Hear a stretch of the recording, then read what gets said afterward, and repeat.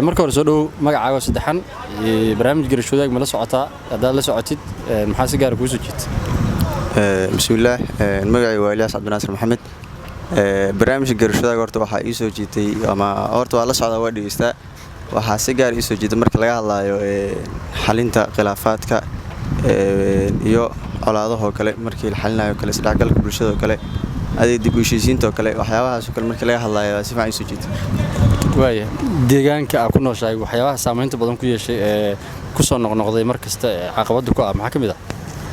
wallaahi waxa ku soo noqnoqday markasta waa colaadaha kale abaaraha kale isbedelka cimilada kale saameyntaas weyn ku leh in markasta abaar dhacaan oo si isku mid u dhacaan oo wax xalna loo heen oo markasta wax dhacay ay yihiin oo waxna meel loo sii dhigin iyo colaadaha markasta joogta oo aan doorgoyn kuwaas saameyn waaya maxaa isleedahay barnaamij garashoodaag dadku way ka faa'iideysan karaan maadaama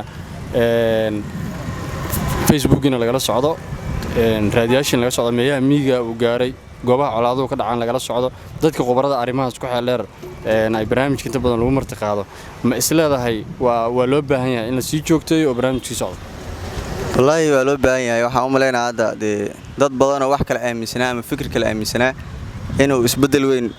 uu ku sameeyay ama wax badan uu ka bedelay haddii hadda la sii joogteeyna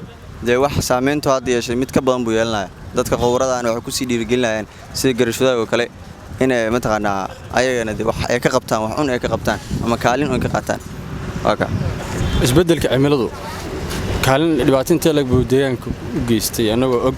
in meelaha qaar abaara ay ka dhaceen deegaano badan ay nabaad guur ka dhacay roobabka markii daan oo kale deegaanadii qabaa'iladii ay dagaalo ku dhex maraan maadaama meesha abaartu ka dhacday maana meeshii kale roobab loo roob raacay marka dhibaatooyinkaas isbedelka cimilada ka warran iyaga isbedelka cimilada kale horta markuu roobku da'o kale waxa iska jira fatahaad aan xadid lahayn oo kale dadka inay barakacaan oo kale deegaano kale oo barakacaan oo kale ayada colaad ay jirto haddana markuu wax mataqaanaa roob da'o kale ama abaaraha laga baxo kale in mataqaanaa dadkii colaadihii hore dhex yeelay isku qabsadaan oo kale meesha colaado kale kasii bilowdaan kuwaas saameyn ku leh ugu dambeyntii maxaa si gaar ah kaaga soo jiitay adigu aad si gaar ah u xiisaysaa barnaamijka garashoodaag markaad dhegeysato maadaama mowduucyo kala duwan ka hadlo